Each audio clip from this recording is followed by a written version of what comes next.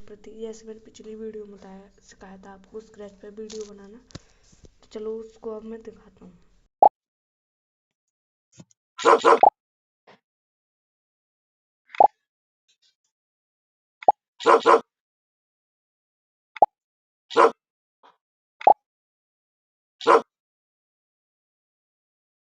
अगर ये वीडियो आपको अच्छी लगी हो तो लाइक सब्सक्राइब कमेंट जरूर करना, और आगे की वीडियो देखने के लिए लाइक जरूर से करना।